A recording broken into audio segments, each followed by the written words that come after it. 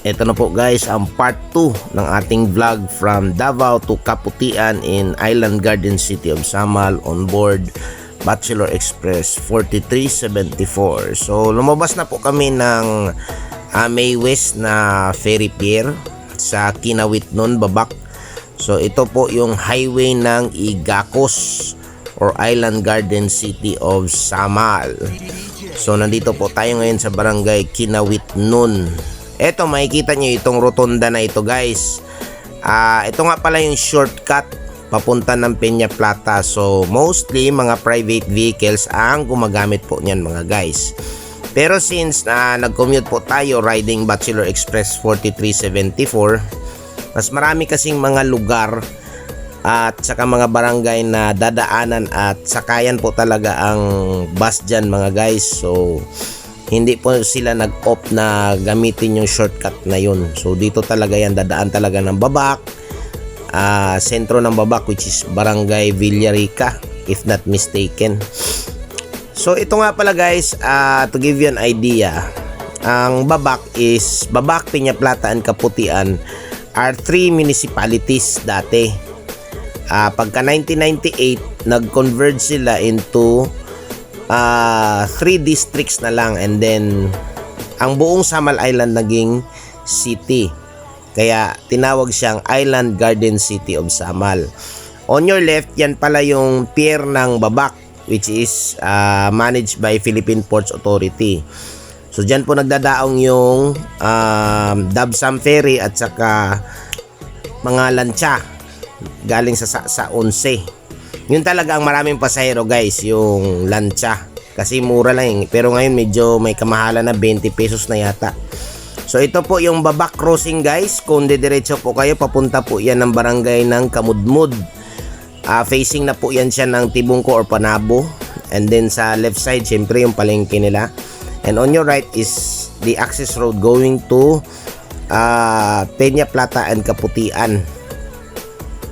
And nga pala, dito rin sa kaliwa, hindi ko lang napakita sa video, yun yung dating terminal ng Island City Express, pero ngayon kuprahan na ni Aldavid Uy, yung mayor dyan sa Island Garden City of Samal. So ito sa right is the Holy Cross of Samal. On your left is the formerly municipal hall of Babak. Ngayon Babak District Hall na po siya ngayon guys. So kahit man na-degrade siya guys, yung tatlong munisipyo na yan, ang malaking bagay naman kasi united sila in a one common goal na i-develop ang buong Samal Island. Pero for the record, medyo bibo pa talaga ang munisipyo ng distrito ng Babak kasi nga facing siya ng Davao at saka napakalapit niya guys. Makikita mo talaga yung sa G's at saka sa 11. Halos makita mo na nga lang yung mga tao guys kahit nakatayo ka lang sa Samal. Anyway, not exaggerating. Nandito na po tayo sa barangay San Agustin. So sa isang video ko guys, yung personal vlog ko, pinakita ko yung lugar kung saan yung nakatira yung tagagawa ng talandro or pancher dito sa buong Mindanao, si Sir Joseph. Sige lang, babalik din ako kasi may pinagawa naman akong punchers or talandro na long nose. Ipapakita ko yung paano siya mag-repair guys, kasi siya rin mismo nag-request na ito yung tips paano mag-repair ng long nose puncher, particularly yung papalitan yung ngipin niya.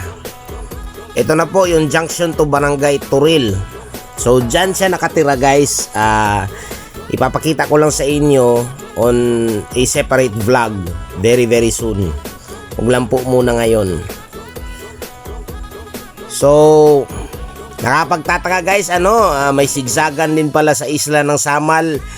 Guys, nung pumunta pa ako ng Kaputian, hindi lang pala yun ang zigzagan. Basta tingnan nyo na lang sa part 3. para ka rin bumiyahe sa ibang lugar, para ka bumiyahe ng let's say sa San Ricardo, ganun, pero mas wala talagang makapagtalo doon, nakakatalo doon sa sa sigsagan ng San Ricardo, particularly sa papunta ng Binit. Grabe yun, malupit talaga yun. Bigyan ko nga pala kayo ng idea nung story nung San Ricardo, guys. 'Di ba sikuhin yung kalsada na yon? Kahit nung pag-open, guys, pag inaugurate nung kalsada under kay Gloria Arroyo, natakot si PGMA noon kasi sobra daw sikuhin yung kalsada.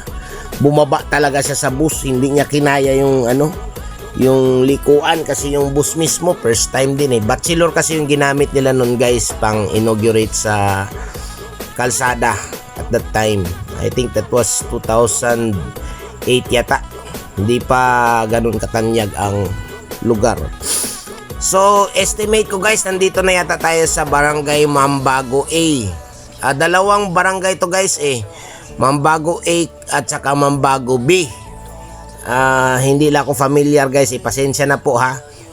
Nabase ko lang po yan doon sa mga signages at saka yung dating ticket ng Island City Express kasi lugar-lugar kasi ang nakalagay dati, guys, wala pa yung kilometrahe system yan, binase ko na lang doon sa pag-video ko, yun pala yung Barangay Mambago A. I think technically nasa na yata to, Peña Plata section. Let me know in the comments, guys, kasi hindi talaga ako taga Samal, although magkatabi lang tayo na lugar. Ako taga Davao City talaga ako, mga guys.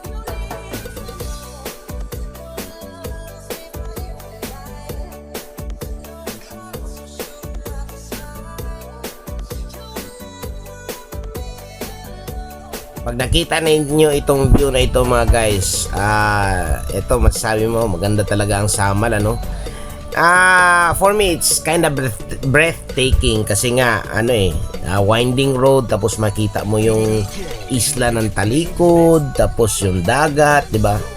So vacation feels talaga, guys, pag nandito kayo sa Island Garden City of Samal. Walang sugar coating yan, guys, ha. Kasi tanyag talaga ang Samal sa beaches, tapos yung bat caves at saka mangga. Hindi naman siya sintamis nung mangga ng Guimaras, pero okay naman siya, guys, ika nga. So nandito tayo ngayon sa Igaco City Hall sa Peña Plata District. Diyan na po ang bagong City Hall ng buong Samal Island. So I think bago lang talaga ito, guys, kasi yung last ko na biyahe, which is 2018, parang under construction pa yata yan, guys, Huli kong biyahe dyan nung functional na was 2022, if not mistaken. Ito po nga pala yung sinasabi kong access road, guys, sa Kinawit nun. So yun po yung dulo, galing doon sa Rotonda, para hindi na magdaan ng babak. So technically, guys, welcome to Peña Plata, the downtown or pinakasentro ng siyudad ng Samal. At dito nga pala tayo sa Central Warehouse Club of Peña Plata.